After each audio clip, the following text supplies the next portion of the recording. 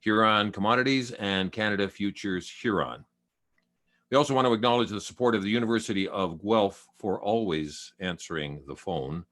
Thank you, University of Guelph.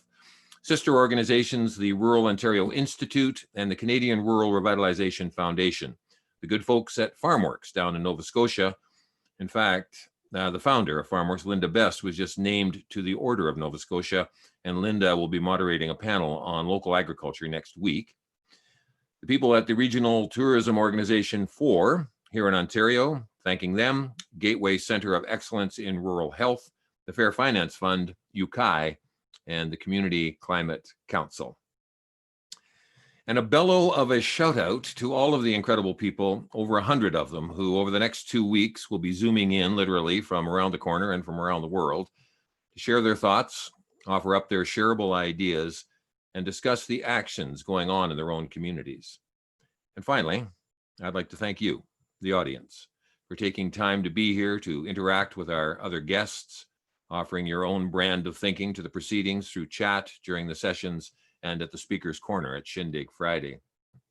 And so you know the sessions are all being recorded, so you don't have to worry if you miss a presentation. You can simply watch anytime you want at your convenience. There are also end-of-the-lane videos to view, and these are from folks from all across Canada, east to west coast, north to south. They're talking about where they're at this special time, and I encourage you to have a look at some of those. They're quite beautiful, and some of them are funny. But touching, and really where other Canadians are at in this rather unique time on Planet Blue. There's also a pair of virtual art galleries that are opening tonight. One is from the East Coast and one is from the West, and both will be accessible to you for the entire run of R2R 20. And because we can't eat together, which is a real drag, we're doing a virtual lunch, brunch, dinner, depending on where you are in the world, on the last day of the conference. Chef James Eddington from Eddington's down there in Exeter is offering us a recipe card tonight with a how to make video at your service later this week. I want to touch on the theme of this year's conference. It's different ways of seeing. To see through the eyes of another has the potential to lead to understanding. And if understanding can be achieved, then the trip to empathy isn't so far off. My father used to say to me that hindsight was 20/20, and I can tell you right now, I could do with a little hindsight on this particular 2020. It wouldn't go amiss. It has been a unique year for all of us, to say the least. And inside the upheaval and the sadness and grief and confusion and frustration, I think there's also been an opportunity, an ask for us to change how we think, how we see the world, how we interact with our neighbors and the other beings we share the world with. Systems have been put into relief, come under scrutiny, with some found lacking, others in need of work, and in some instances, there is need to rebuild anew from the ground up. And there has also been a participation in democracy that I haven't seen in my lifetime. If we can truly change, realizing that infinite growth is tricky on a finite planet, that there are other ways to sustain ourselves in a circular way, then I believe that opportunity, that ask, even in this unique time, could lead to a flourishing. Author Susanna Arundhati Roy said this not too long ago. Historically, pandemics have forced humans to break with the past and imagine their world anew. This one is no different. It is a portal, a gateway between one world and the next. We can choose to walk through it, dragging the carcasses of our prejudice and hatred, our avarice, our databanks and dead ideas, our dead rivers and smoky skies behind us. Or we can walk through lightly with little luggage, ready to imagine another world. As we progress over the next 2 weeks, giving the mic to many different folks to talk about where they are at and where they see us going, a bunch of things have been put into relief for me. The rate of change being one, that the speed at which we change is not fixed. We have accepted, myself included, too often that there is only one speed, that it is slow, that it is more like the tectonic plates than a bird in flight. But I think it's both, depending on the situation, sometimes slow and sometimes darting. And added to this, I'm of a mind that the way we perceive time is a little bit out of whack. We hold it as something that moves in seconds forward, when I think time is more of a spray going off in all directions. David Miller said this recently about rates of change. I think what COVID has done is create an environment where people are prepared to accept creativity and innovation. but they also want collective problems addressed. They're not going to stand for discussion only of it. They've seen in COVID that we did it, and they're going to expect the same kind of thing on climate. And taking this away from COVID and climate, though why would I want to, what's being suggested is a way forward, that we not always be reactive, that we understand there are different speeds to change, that we can try and fail and try again on how we connect with others and with the world. And as Ken Ham will be singing about a little later at R2R, come to a much deeper understanding that we're all in the same boat, brother. I'm excited about the future, but also feel a need for change in how we communicate and collaborate and build consensus, that these things don't stop at discussion, but complete themselves through the learning of action. And then we start again, and we involve more people. And we cannot be afraid of screwing up. We just got to try it, see what happens. The last crowd just made it up, so why not us? Why not you? Why not now? Out of R2R20, we will continue the work of the CCRC, namely bringing people together who mightn't be together and flash on their ideas for leaving the campsite better than found. And as a tool to facilitate that, we will be launching CCRC radio podcasts for you to partake in, for ongoing dialogue, to give voice to rural communities to impact policy, for connection to change makers and community builders who are doing some very cool work that needs to be shared. Over the next 2 weeks, you will interact with a large host of people who are working to make a difference as you are involved in your own investigations, something I heartily encourage and will work toward building in opportunity as to where that inquiry will take you, and by extension, take all of us. I hope you enjoy R2R20. It has been an amazing road to get to tonight, and thanks to an extraordinary organizing committee of Jordan McDonald, Caitlin Peters, Al Lozon, Sarah Reed, Cassandra Bryant, Chris Lee, Melody Hodgson, and Jacob Crosby. Beautiful all. So on their behalf, I thank you for being here tonight. And now I want to introduce you to Chloe Klopp. And Chloe is the executive coordinator of the Goderich to Guelph Rail Trail, and they are our co-producer for R2R20. Chloe, if I can call on you to say a few words. Everybody, oh, I'm still muted. Hello, everyone, and Peter, thanks so much for the awesome introduction, as always. As Peter mentioned, I am the executive coordinator for the Goderich to Guelph Rail Trail.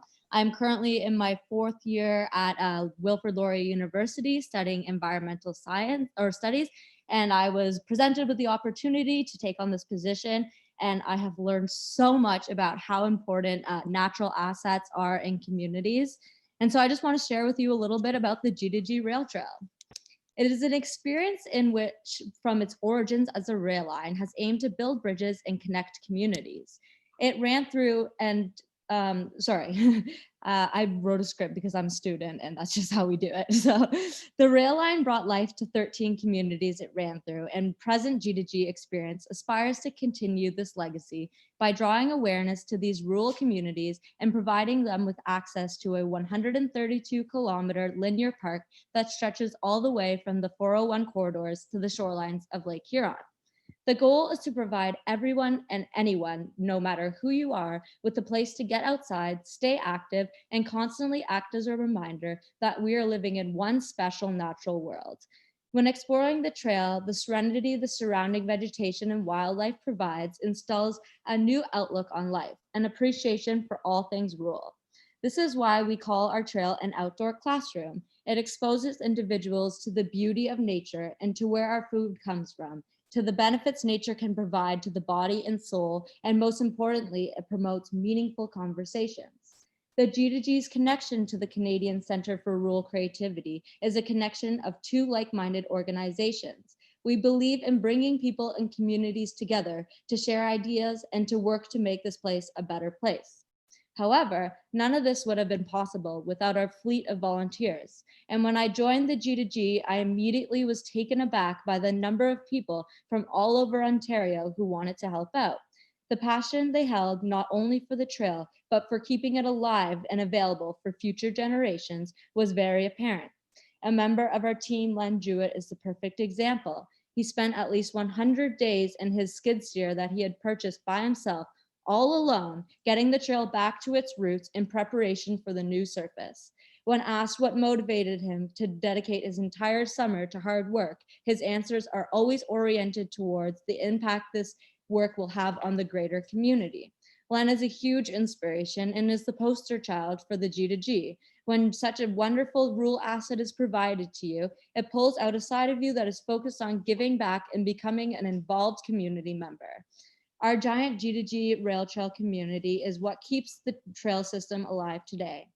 And with that, on behalf of the G2G and all our volunteers, it gives me great pleasure to welcome all the guests and delegates to the R2R 20 conference. Enjoy, and if you haven't already, please take a stroll or bike ride on the G2G. Thank you.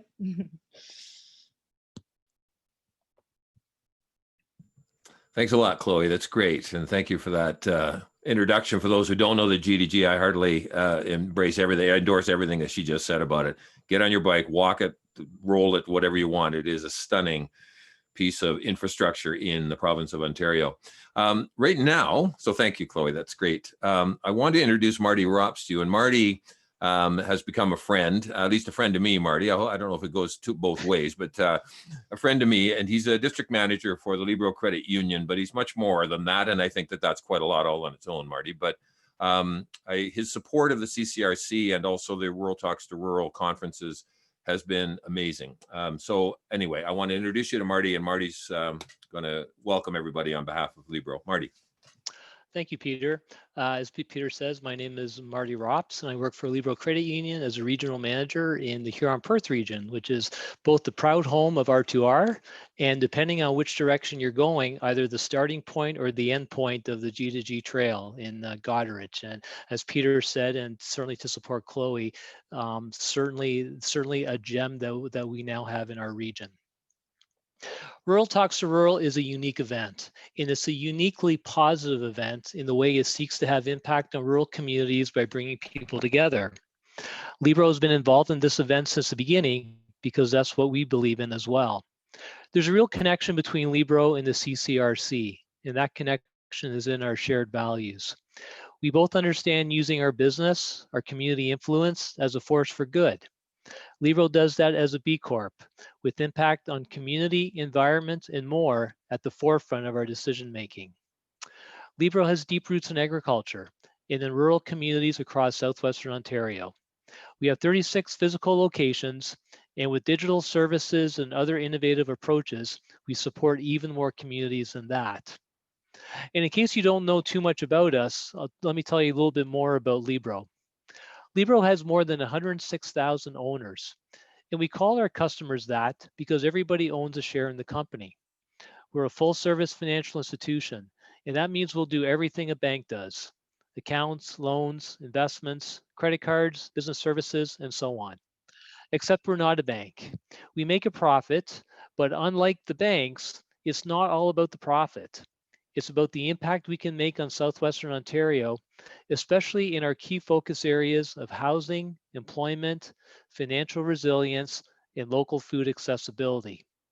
So if you think about those four issues, you can see why we feel a connection to Rural Talks to Rural, and of course to rural areas. As our world continues to change, we have to ensure that rural communities remain viable and relevant. And Libro is ready to champion Libro communities. And one example is the way we've been asking the provincial and federal governments to invest in high-speed internet in areas like this. That request has been successful in the last few weeks with funding announcements from both levels of government, and we're continuing to ask for more. We're passionate about people and about communities. Our mission is to grow prosperity in southwestern Ontario, and that means everyone who comes into contact with us is better off as a result. I know this conference has the same goals. Let's make everyone better by coming together today and in the future. Thank you for taking part in Rural Talks to Rural, and I'm looking forward to connecting with as many of you as possible. Thank you, and back to you, Peter. Thanks, Marty. I see Marty Rops, and it makes me want to weep. He's such a beautiful man. Anyway, thanks, Marty. That was great. Before I introduce our keynote speaker tonight, and understanding we are meeting on a virtual platform, it is important to acknowledge in Canada that the lands we are on are the ancestral and unceded territories of all the Inuit, Métis, and First Nations people. I'm in Toronto right now, and I acknowledge that I'm on the traditional territory of many nations, including the Mississaugas of the Credit, the Anishinaabe, the Chippewa, and the Haudenosaunee, and the Wendat peoples, understanding that Toronto is now home to many diverse First Nations, Inuit, and Métis peoples. Acknowledging is a start, but it alone is not enough. Justice Murray Sinclair, who is chair of the Truth and Reconciliation Report, said in 2015, when the report was released, "Remember, reconciliation is yours to achieve. We owe it to each other to build a Canada based on our shared future, a future of healing and trust. Achieving reconciliation is like climbing a mountain," he said. "We must proceed a step at a time. It will not always be easy. There will be storms, there will be obstacles, but we cannot allow ourselves to be daunted by the task because our goal is just, and it is also necessary." The theme of R2R 20, as I've said, is different ways of seeing, and with that, the importance of connecting knowledge with wisdom. Our opening keynote speaker, who you're about to hear, elder and scientist, Dr. Leroy Littlebear, said recently, as if echoing Justice Sinclair's remarks, "While we all may take a different path to get to the top of the mountain, while some might get there quicker than others, by the time we all get there, we all share the same vision. So let's embark on an honest path forward. Let us travel with respect as we work our way up the mountain to hopefully one day be able to share the same vision." So right now, it is my distinct pleasure to introduce you to Dr. Leroy Littlebear. I first met Dr. Littlebear through an article in a magazine called Alberta Views. The article was written by a man named Don Hill in 2008 and was entitled "Listening to Stones, Learning in Leroy Littlebear's Laboratory, Dialogue in the World Outside." Mr. Hill, in the tradition of Socrates, went on a day-long walk with Dr. Littlebear, and they had a conversation as they moved through the sacred grounds of Writing on Stone Provincial Park in southern Alberta. I very much enjoyed that article, but I didn't know then that I'd be introducing this elder scientist to you now. But maybe the idea was on the wind. Leroy's academic training and ancestral lineage give him a unique perspective on modern life. He is a leader at gatherings of Western trained scientists and Native American elders. He has facilitated formal sessions to explore these different visions of reality. His friend, the late physicist David Bohm, shared a mutual concern that the mindset of empirical science, for all of its accomplishments, remained essentially oblivious to other ways of knowing. This method of investigation, while powerful and extremely useful, nevertheless, according to Bohm, is the devil that got us into the present crisis. Our use of scientific information without wisdom. That comes from the Alberta Views article. Dr. Littlebear has himself become an institution. He is a veteran educator and renowned academic. He is the founder of the Native American Studies Department at the University of Lethbridge, where he served as chair for 21 years. And he also went on to become the founding director of Harvard University's Native American program. He has received numerous awards and recognition for his work, including the Officer Order of Canada and the Alberta Order of Excellence. He's co-authored books and helped write Justice on Trial, the report of Alberta's Task Force on the Criminal Justice System and its impact on the Indian and Métis peoples of Alberta. He is a member of the Blackfoot Confederacy, and he is recognized as one of the continent's leaders in the advancement and acceptance of North American First Nations philosophy. I will offer one final thought from that article back in 2008.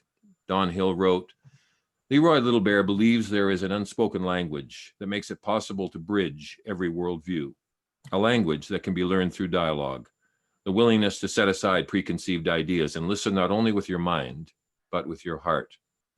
And if the way forward begins with a commitment to genuine dialogue, Dr. Littlebear teaches that the exchange of conversation must not only occur between human beings, but also between all of the creatures and the plants and the spirits that connect us to and with the earth.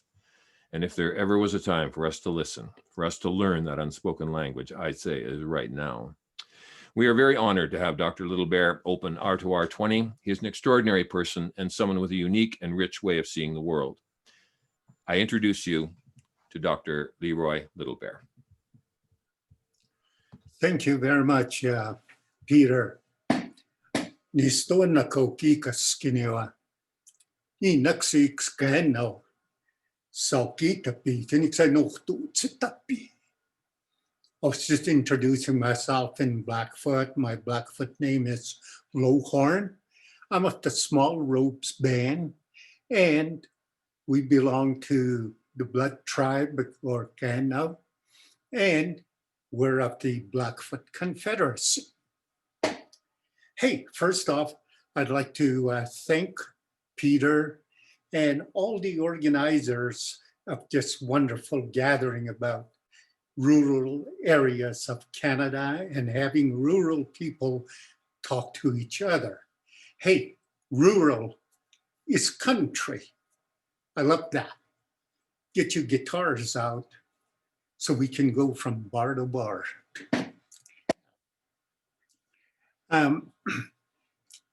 I want to, I'm very honored to be able to share thoughts with you people in this very wonderful gathering that you're going to have in the next 2 weeks.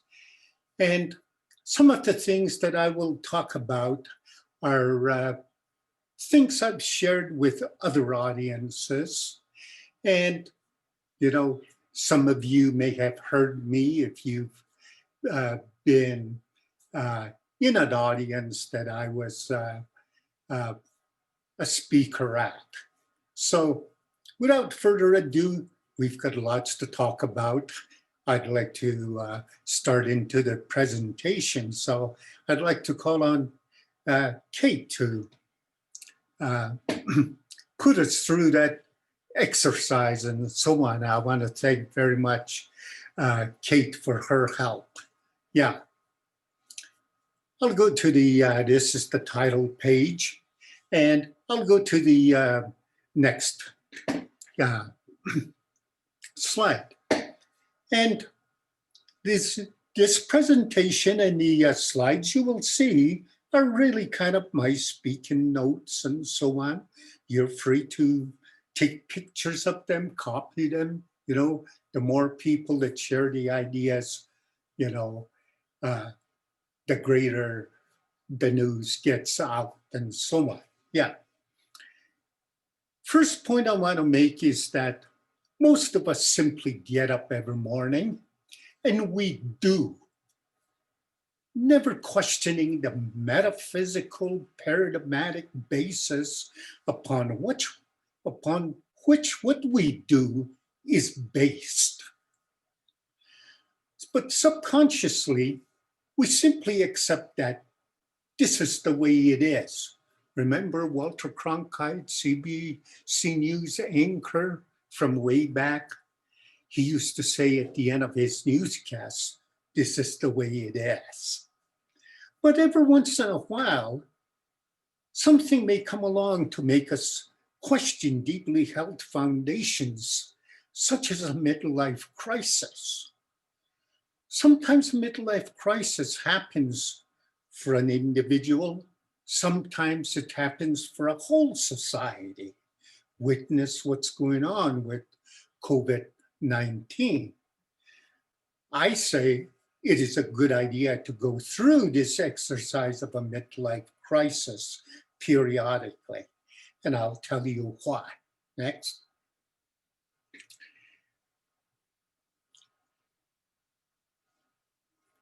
Kate, next. Yeah. See, one of the most elementary forms of life, talking about COVID-19 itself, manifested itself in a molecular form, and it's causing global disorder. It presents a firsthand look at how fragile our so-called normal system really is, okay? But you know, as important as it is, you know, it's not, you know, I don't want to focus that much on focus on COVID-19. What I do want to talk to you about is for us to take the opportunity that COVID-19 presents to us to stop and reflect. You know, we just get up in the morning and we do, never stopping to reflect. What are the metaphysical basis? What are the metaphysics of our sciences, let's say? Where are those metaphysics? Where are those paradigms taking us as a human species? Do we ever stop and think about that when we get up in the morning? Now, what do I mean by metaphysics? Well, metaphysics are the foundational basis of our thinking process. They are the criteria that we use on a moment-to-moment basis as we take in data through our senses. And they are the basis of our day-to-day, actions and so on. And the thing is, they are so embodied in us that we take them for, granted. We never question them, but they form the basis of our belief system. What we do, how we relate, they are the tools we use for our reality structuring. Okay. That's why they are important. Next. See, all societies at one time or another, however they come into existence, lay claim to a territory. Within that territory, a culture arises from the mutual relationship with the land, the cosmos, and so forth. Everything around it, the plants, animals, and so on. In other words, the totality of the environment is where the culture is based and so on. And see, a culture consists of these paradigmatic concepts, values, and customs.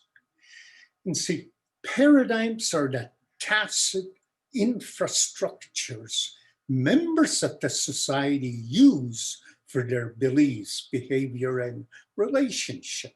In other words, they're so embodied in us, most people couldn't articulate them, Next. See, the metaphysics of our modern Western world are based on a stagnant world. Okay, you may argue with that a little bit, but they're based on a stagnant world. Einstein says God does not play dice with the universe, but what he means by that is everything remains the same. Another aspect is that everything is about matter. That's why even in subatomic physics, they're talking about particles. But see, everything is about matter. Everything is inanimate, except for you and I, and a few of those animals out there. We always look at things in isolation. In other words, we're very reductionist oriented. We may start out broad, but we always come to the point. See, we are future oriented. We're always, as if we're standing by a river, we're always looking upstream. And consequently, the notions that come out of there is been there, done, did it. Let's move on. We don't pay too much attention to what's behind us. See, and all of the ramifications of those foundational bases are captured in the language we speak, like English, a noun-based language. The words are like little boxes and we fill them and so on, but the boxes remain. And lastly, our main reference point in Western thought is time, when there really isn't anything like time. There's no such thing. It's all man-made, These metaphysics give birth to social values such as bigger, newer, faster, higher, more, and so on. So that's why in economics, as Peter was saying, it's all about exponential growth. See, these in turn are based on the thinking of the Enlightenment era, or I prefer to call it the Age of Reason. See, hey, I'm giving you a little bit of a history lesson to show you where these foundational bases are coming from. Next page. These paradigms and metaphysics are, as we've said, are tools for reality structuring. Steven Weinberg, a Nobel Prize physicist, says, how scientists are always saying we're very objective in our experiments and so on. They're always talking about being very objective. Well, Steven Weinberg says, talking about objectivity, he says, it should be something that doesn't refer in any specific way to human beings. It should be something from which everything else, including anything you can say, next, systematically about chemistry or biology or human affairs can be derived. It shouldn't have human beings at the beginning in the laws of nature. And yet, I don't see any way of formulating quantum mechanics without an interpretive postulate that refers to what happens when people choose to measure one thing or another. See, in other words, he's saying those interpretive tools, that interpretive template is what we use. And it's not really objective. It's human interpretations of that objective. Next. In other words, your paradigms or metaphysics are your interpretive template. And that is all they are. I want to emphasize that. That's all they are, is interpretive templates.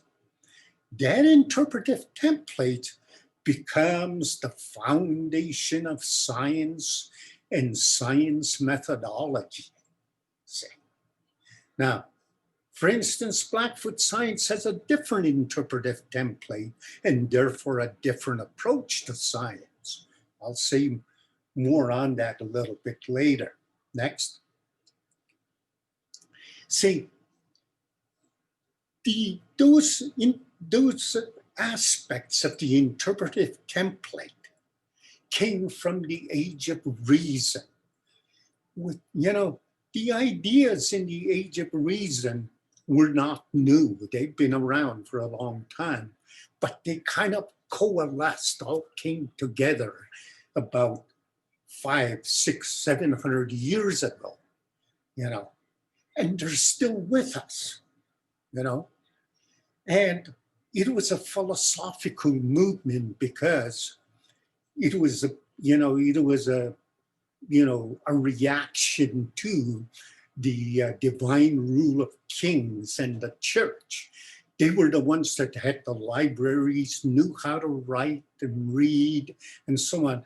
The commoners didn't have that, see.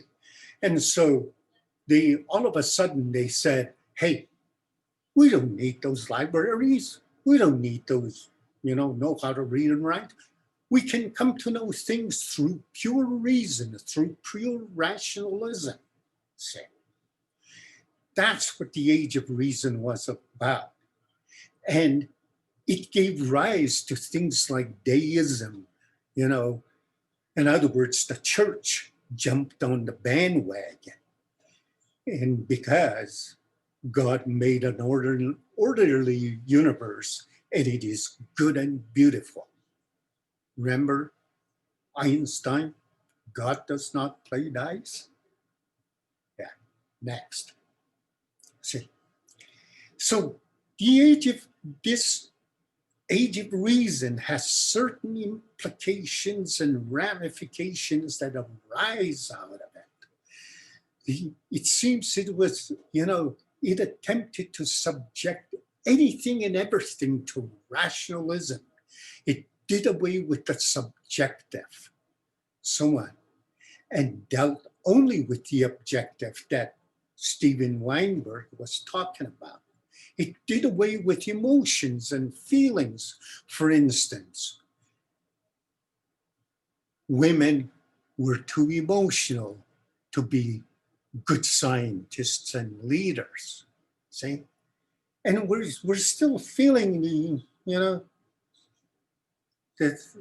reaction to that in today's movement with the women's movements and so on. Separation of church and state came into existence as a result of that. See. Next. So the age of reason says mysticism, miracles, ghosts, and the like were, not to be paid much attention to. They were frowned upon. Measurement, and hence the role of mathematics, became the foundation of the scientific method. Simply put, experimentation and pure reason can bring about knowledge. For instance, in the subatomic world, in quantum physics, the Higgs particle, the scientists said, hey, through our pure reasoning, in other words, through our formulas, the Higgs particle should be here, and its weight should be this. In other words, in Western science, everything is propositional. Remember those interpretive tools, okay? There is no room for anything that cannot be measured, nor is there any room for subjectivity. See? So when somebody says love, you can't measure love, so it's not scientific. See? Next. Scholars such as Ian McGilchrist, he's well known for left and right brain thinking, says that we are largely left brain thinkers in Western thinking. Our thinking is about control and manipulation, abstraction, in other words, the propositional notions, anonymity, organizability, predictability, proposition, and of course, financial balance sheets. And in the process, when we talk about things like justice, fairness, they just get interpreted as equality. As long as everybody is being treated equal, everything is okay. See? Now, the left brain does not understand things, but simply processes them. It's the right brain that is the basis of understanding. The left brain prefers the explicit, not knowing that making things explicit is like explaining a joke, giving away the punchline. You see the point. So our approach to knowledge is largely declaratory and propositional, but not experiential. Next. See, now we're not trying to discount the benefits of our left brain thinking. But most of that is materiality.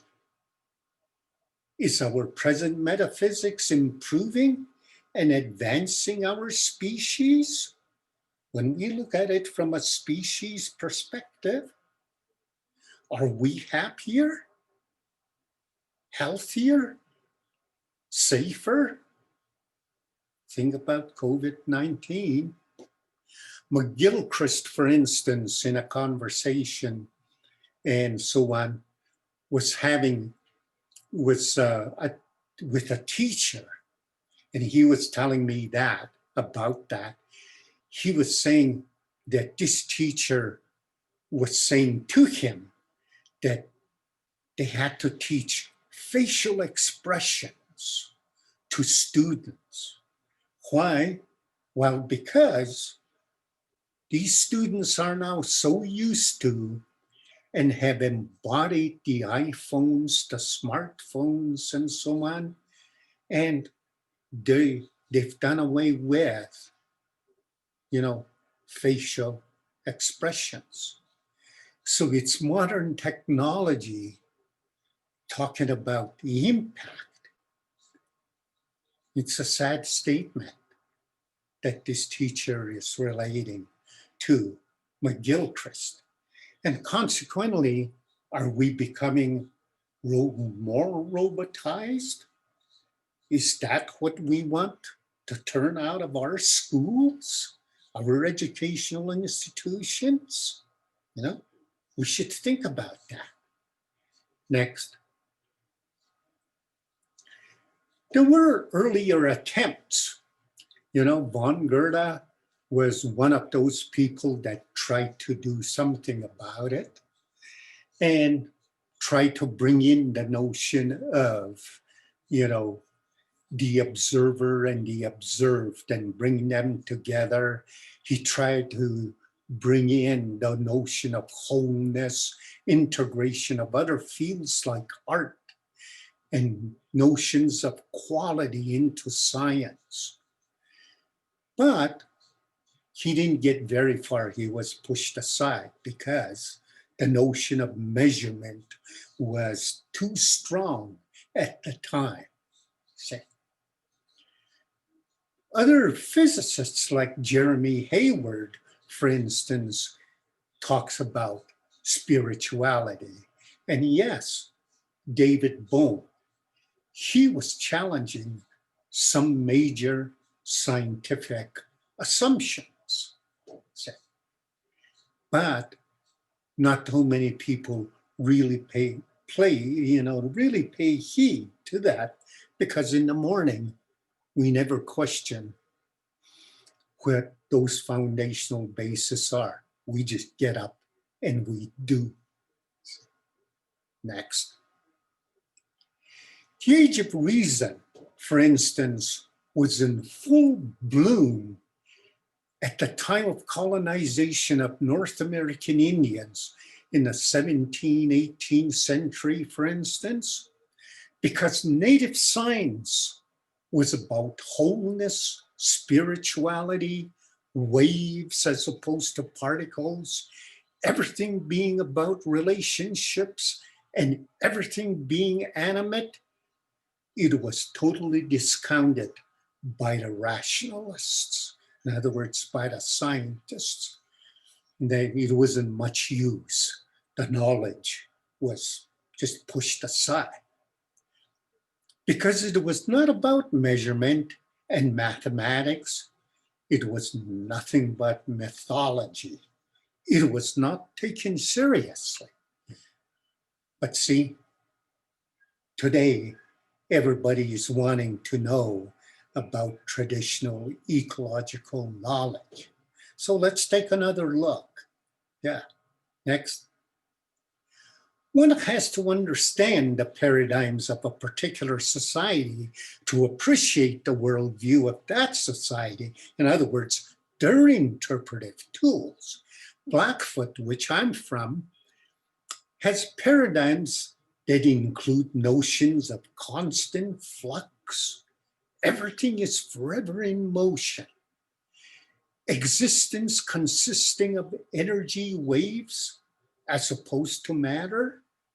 Everything is animate. So you hear elders saying, all my relations, Those trees are animate. Even those rocks out there are animate. See, there's nothing in Blackfoot that's inanimate. See, existence is about renewal. In other words, having to renew things. That's why we tell the stories and so on over and over again. We sing the same songs. We do the same ceremonies. See? And because it's maintenance of those conditions and factors that make for our present reality, and without which humans cannot survive as a species. And it's about the notion of sustaining the land upon which the present reality depends. See, language, lastly, acts as a repository for the knowledge that arises out of those Blackfoot paradigms, let's say. Hence, language's importance.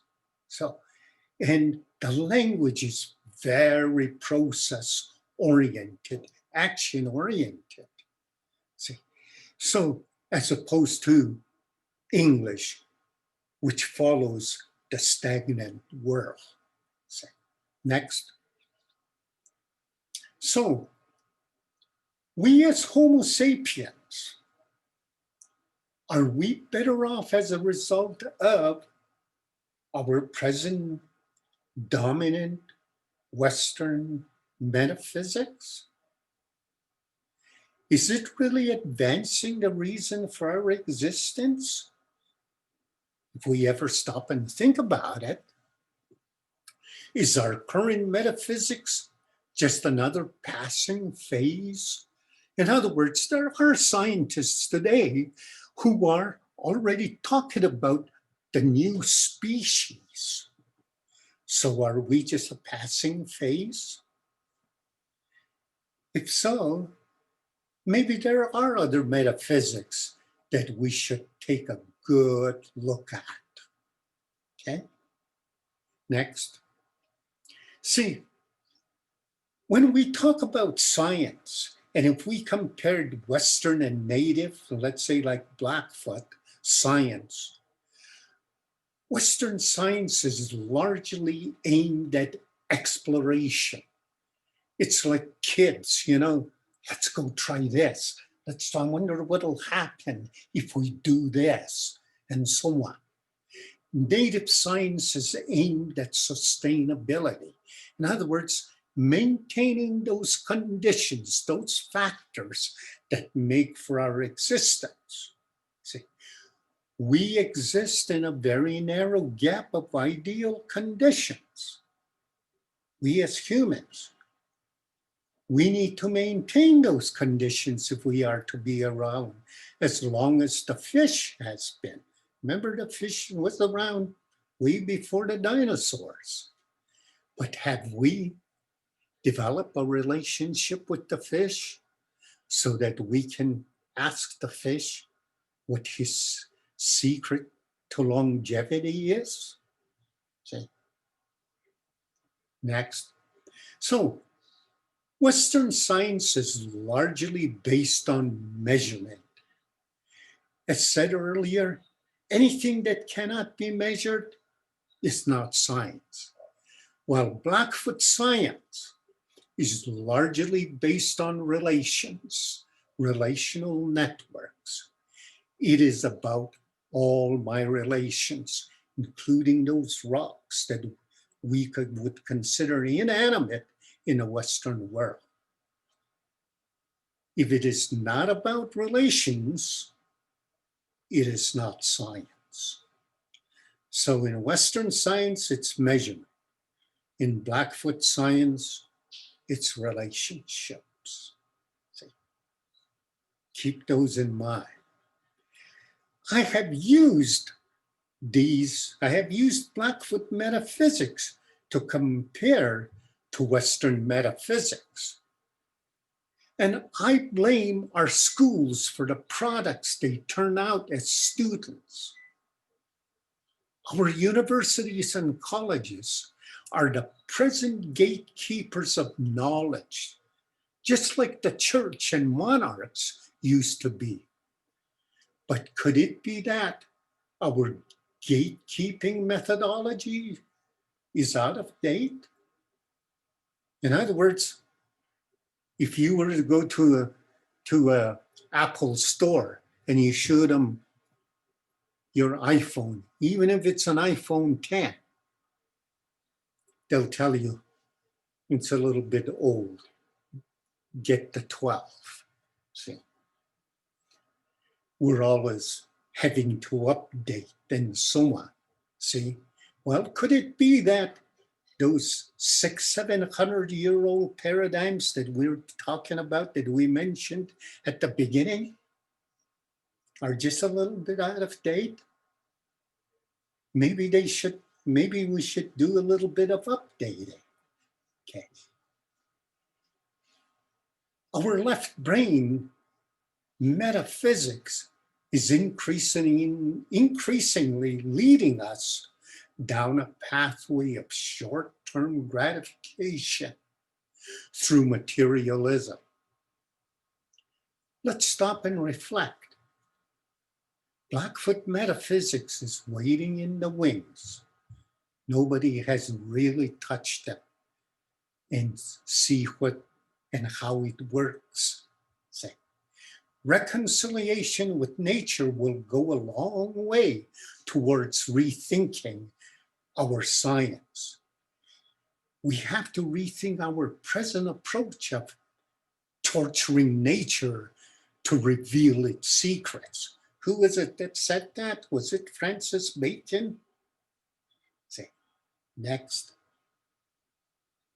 So, some observations that arise out of these different ways of thinking is that, let's look at agriculture. You know, people living in rural areas are familiar with the whole notion of agriculture. Well, the basic Western agricultural philosophy seems to follow a combination of utilitarian and libertarian notion. Greatest good for the greatest number, modified by individual freedom to do whatever, so long as one does not adversely affect others. That's our approach. Well, one result of that approach is uneven distribution, but not much thought has been given to ecological balance. It has always been about exponential growth. Say, next.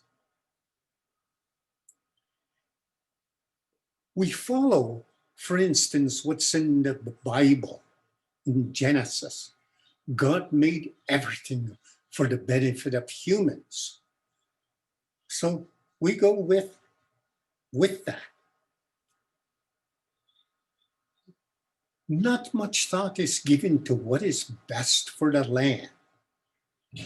For instance, you know, the grains that we grow on the plains, you know, the plains are the most, you know, ecologically disturbed pieces of territory in North America. And I take it elsewhere too.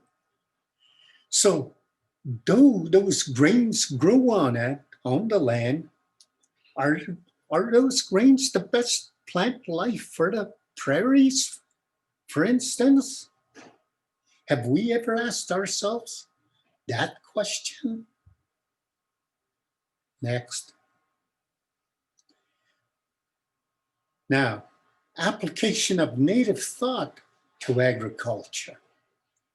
Remember, everything is animate, everything has spirit, everything is sentient.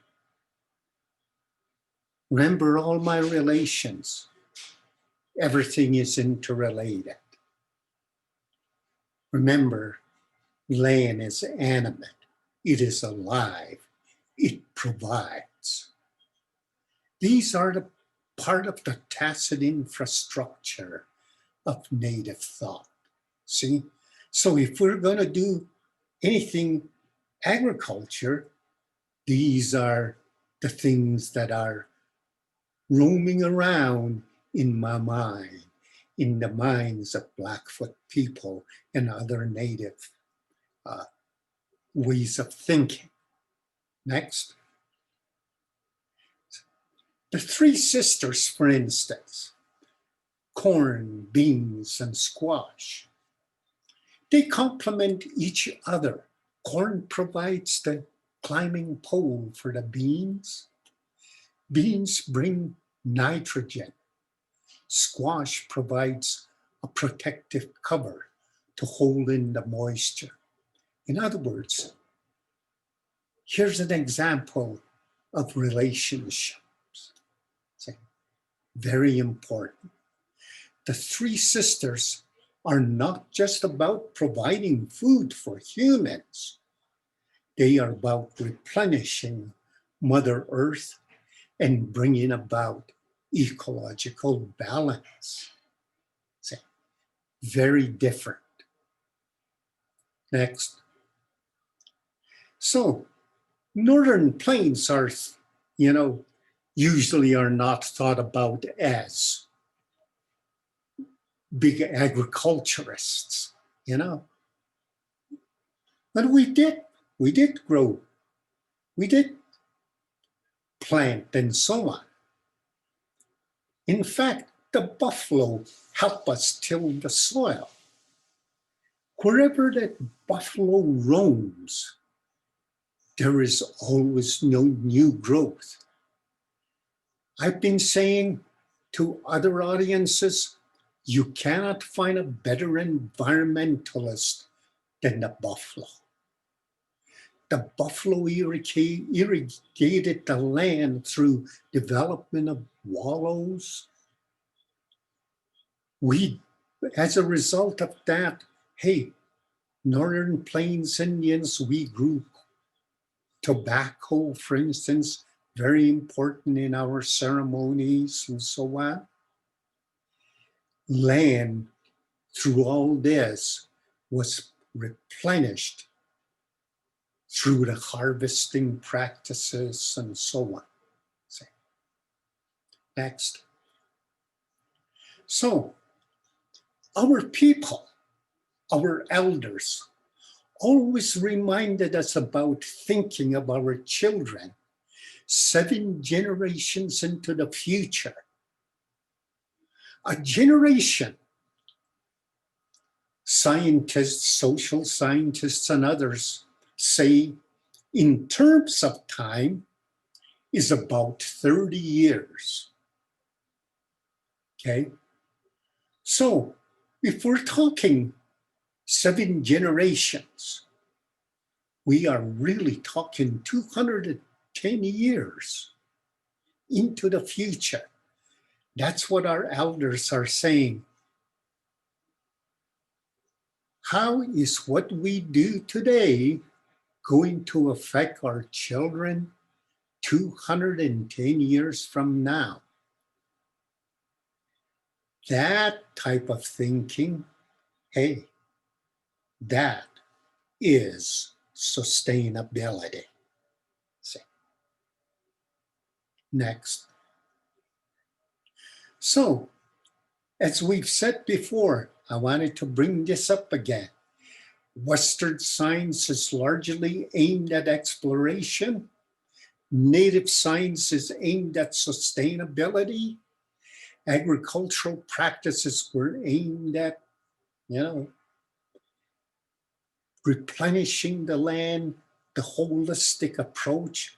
It was not about capitalism. Remember renewal?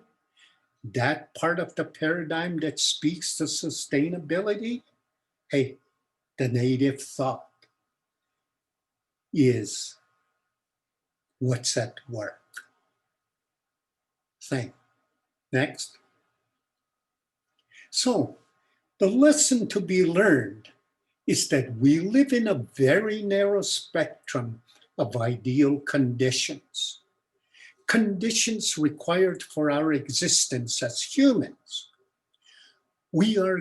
If we are going to survive as a species, we must maintain and renew those conditions. Otherwise, we will be part of a passing phase. I jokingly tell people I used to text Neanderthal man. Where is he now? Hey, the conditions for his survival changed. He's gone. See? What is missing right now in a Western-dominated world is ceremony and respect for the environment and ecological balance. So, next.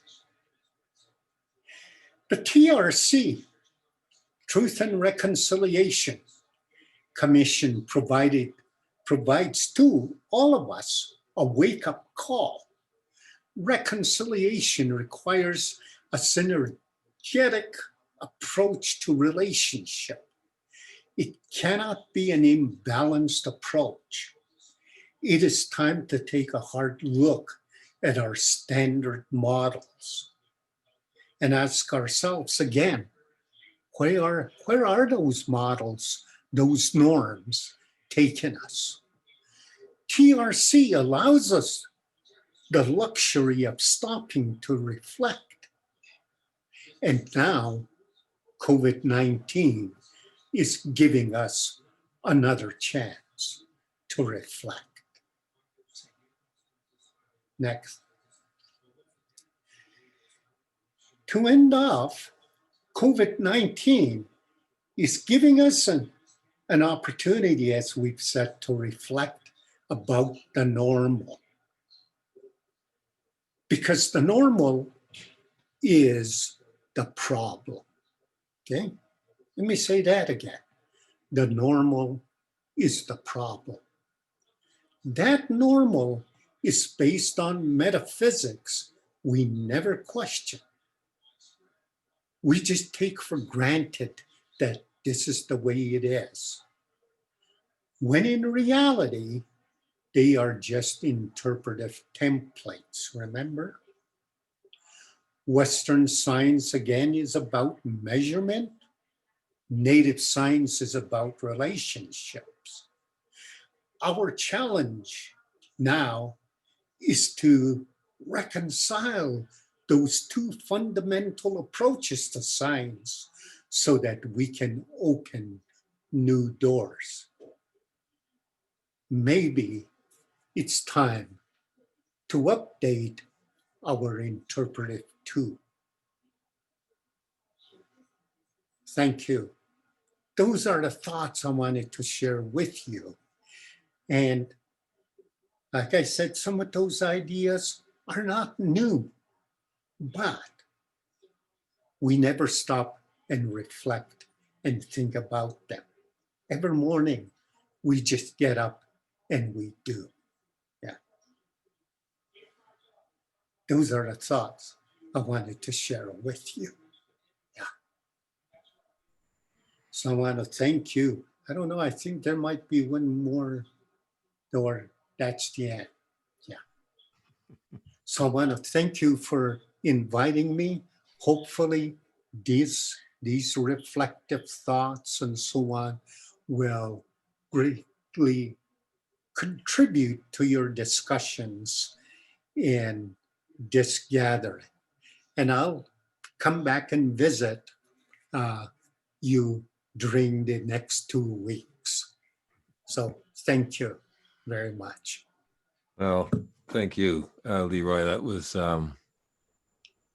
was a ride, and it was incredible. And I thank you so much. I didn't know we'd end up at the Age of Reason, and then the Buffalo got in there, and it was just a great journey through so many different cultures, and landing at reflection and respect and gratitude is It was really beautiful. I thank you so much for those thoughts. I'll be reflecting on those thoughts for a long time to come now, and I will watch this again. I have a question, and if others have questions, you can just pop them into the Q&A section or the function on this thing. When you brought elders and scientists together, and I know you did that on a number of occasions, and I've been really curious about that experience, because how difficult was it to reach an understanding of what you're talking about, the difference between the metaphysics, the Western science versus Blackfoot science? And what was that like? What was that process like? Well, it was a very interesting session and bring in, and we continue to do that. But the first time we did that on a fairly large scale with David Bohm, once the scientists got over all the mathematics, okay, which is, let me segue and say, it's just another language, okay? Once they got past that the mathematical formulas and so on, and got into slightly deeper discussion, they were, the elders and the scientists were just going back and forth. They were able to share their thoughts and so on. In other words, the measurement approach with the mathematics is kind of like a boundary. Mm. And that boundary, nobody was wanting to cross.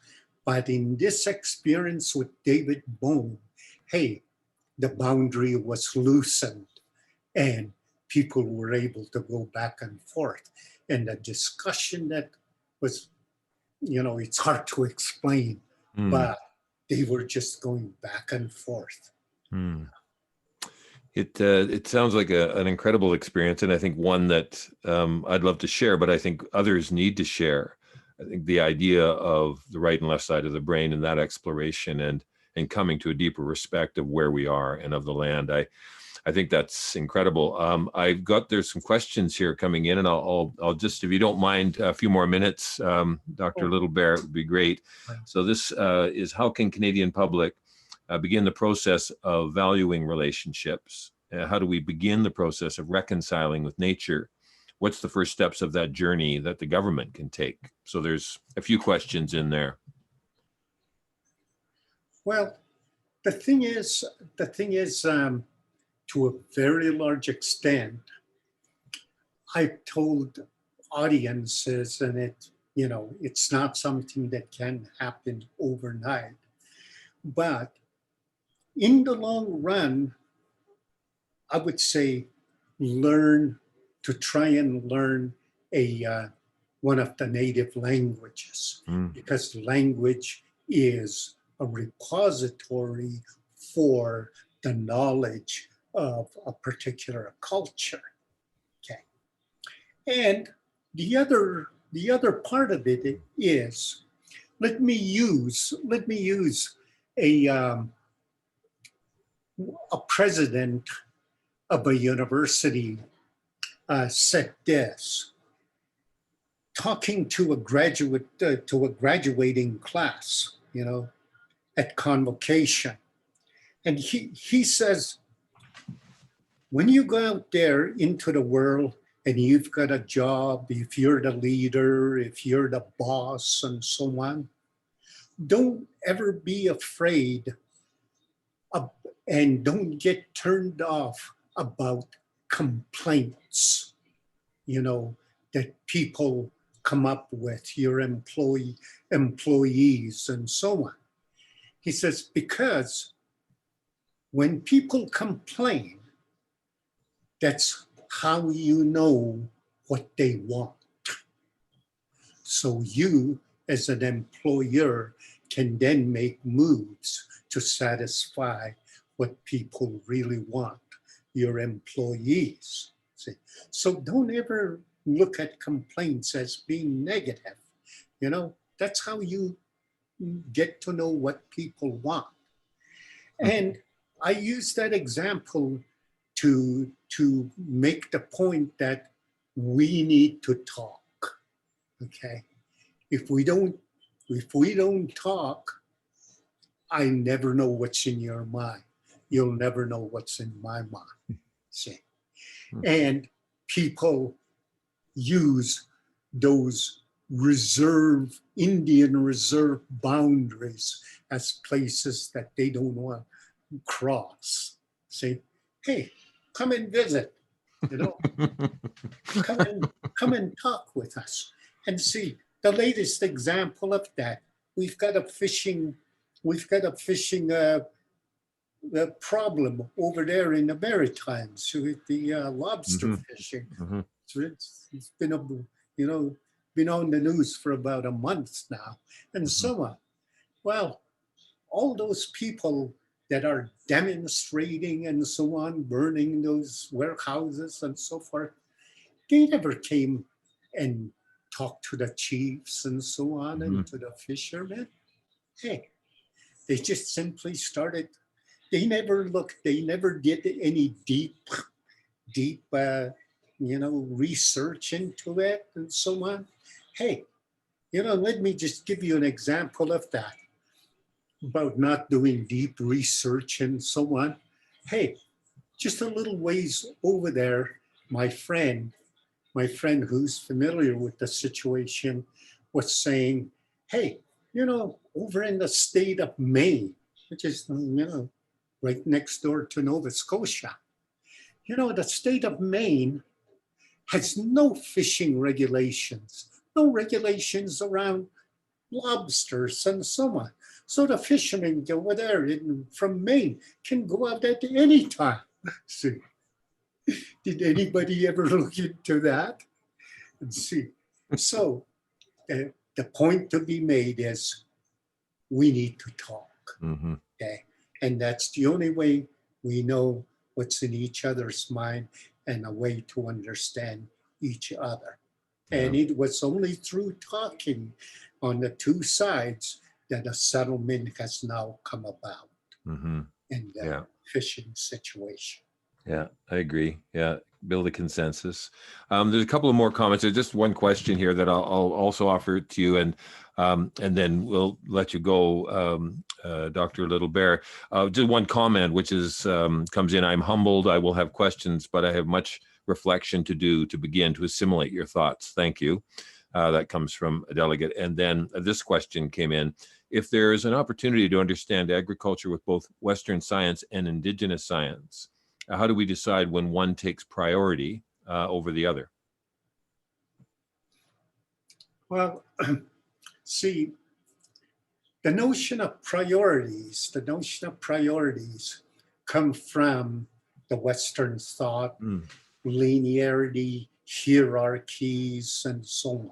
Okay, and so that's why I say we need to stop and reflect on those metaphysics and see where they lead us to.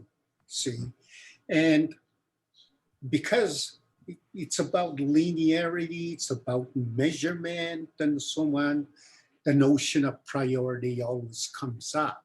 See, but from the native thought, it's because everything is in a state of flux and so on. We never know what's going to be, on the table, so to speak, what's going to come up. There are some regular patterns in the flux, in the cosmos and on the earth that we can hang our hat on for the time being, but eventually those are going to change. In other words, the flux is going to bring about change, but at least we can hang on to them for the time being and use them as reference points, see? And consequently, hey, the notion of equality is much more important. All that interrelational network is important. So if we can start thinking, in other words, stand back, take in a larger picture of the world, of the society, of the area you're in. Take the larger picture. When you see that, you'll begin to realize all the interrelationships and so on. When you find out that everything interrelates, everything depends on each other and so on, hey, the notion of equality comes around. I want to thank you again for taking your precious time and offering your gift of thought to us. We will be thinking about what you've said, and I certainly hope you do come back over the next couple of weeks. There's a lot of interesting things with artists who think with the right side of their brain, and with people that are involved in agriculture and all sorts of different things. But Dr. Littlebear, it has been an honor and just an absolute treat. Something you talk about reflection, and just in one of our conversations leading up to this, you told me the word in Blackfoot for dog, and you said everybody, what is the word? Ibitaw. Ibitaw. And you said it doesn't mean dog, it means body in motion. And I think more verbs, less nouns. Maybe that's the way we need to go.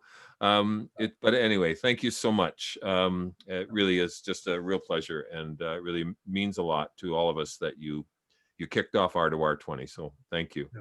Well, thanks. Thank you for allowing me to share some thoughts with you, and hopefully, it contributes to the very important things that you're going to be talking about during the next 2 weeks. Yeah. And I will come back and join in some of those discussions.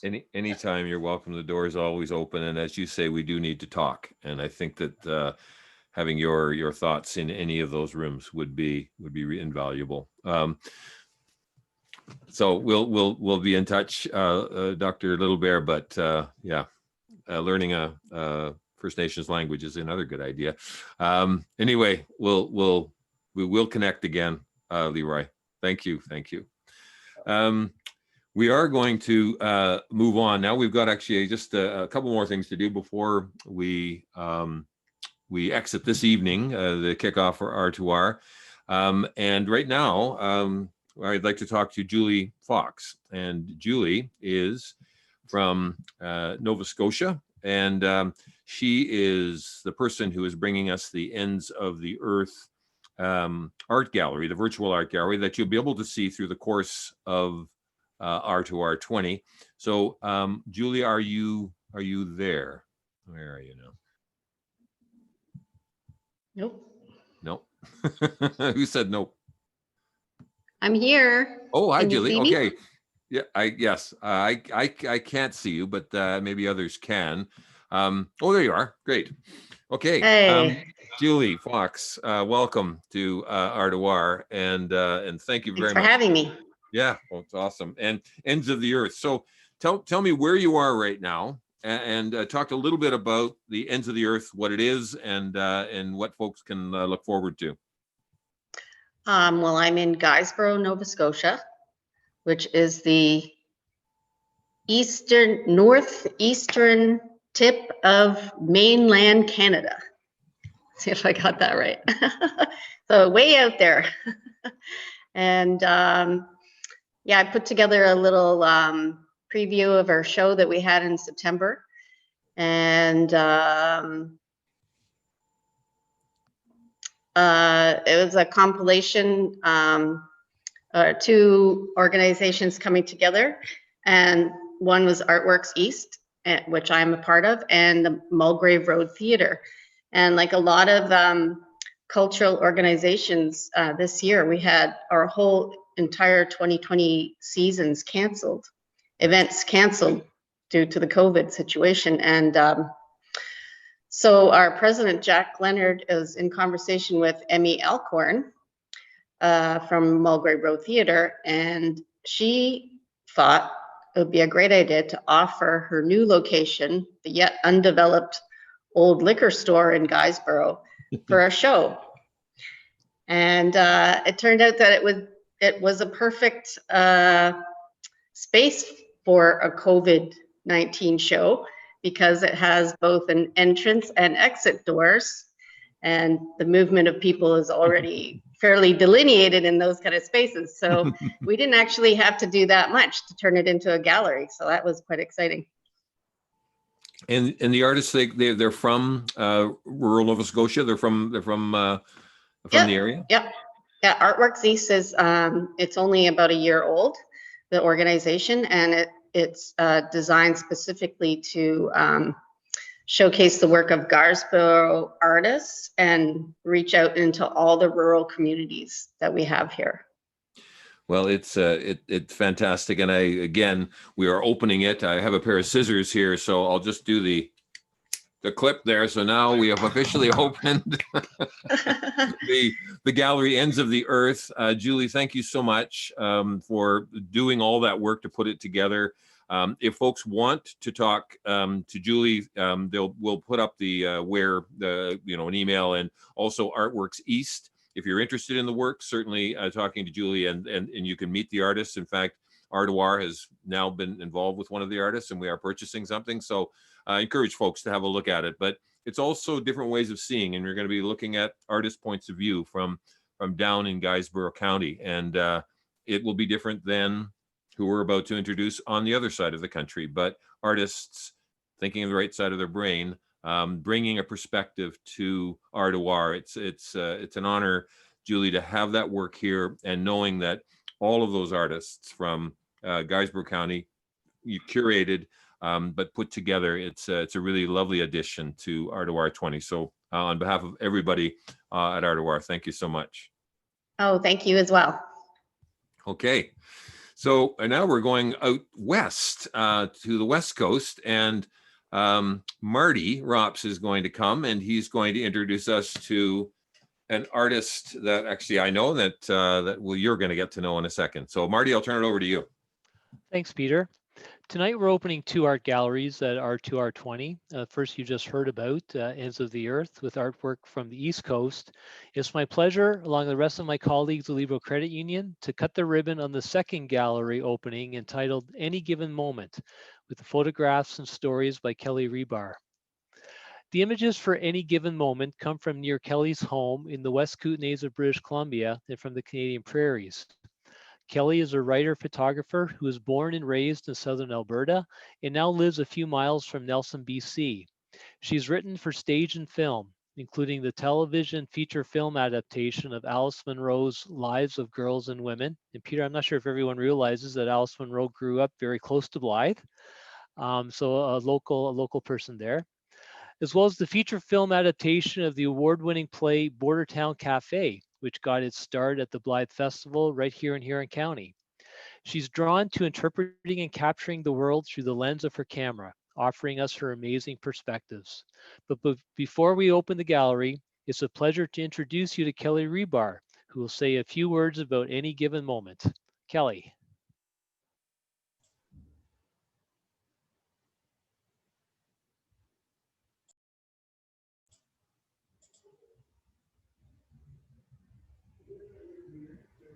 I think she's just getting herself sorted out there.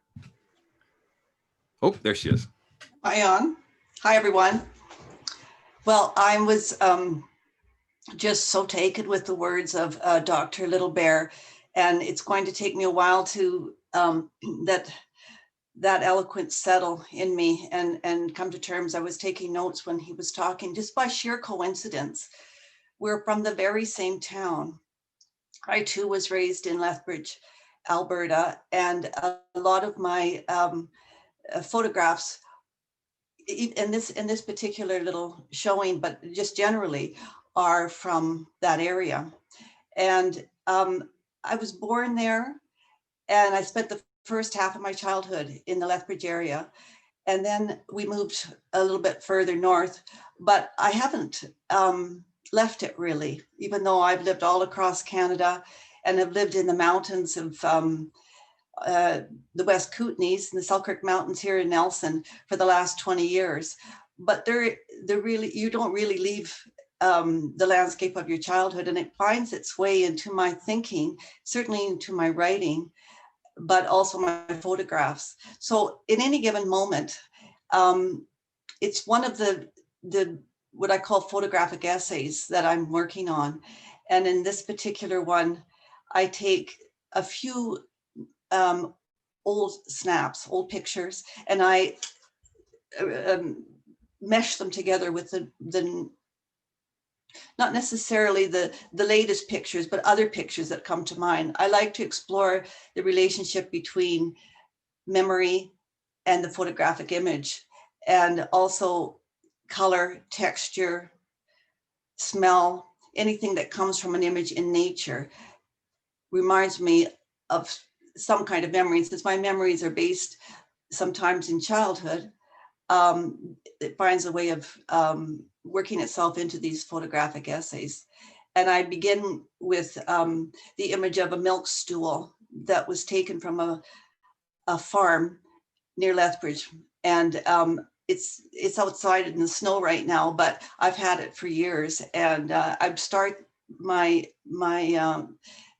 exhibit in this gallery with that image, give a few words about it. Now, in the exhibit, it's just one image after another, but I have a link to my website which tells the stories behind the images in it, if anyone's interested in going there and just getting a little bit of a sense of what these images are and how I've come to connect them.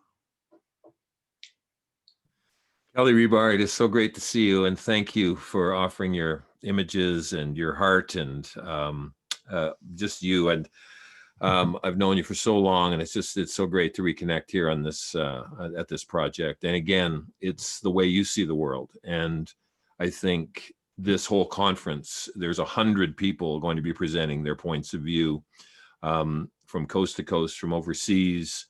And I think we do, as Dr. Littlebear says, we have to listen to each other. Maybe learn another language is also a really good idea, but your point of view has always been, I held it in such high regard and hold it in such high regard.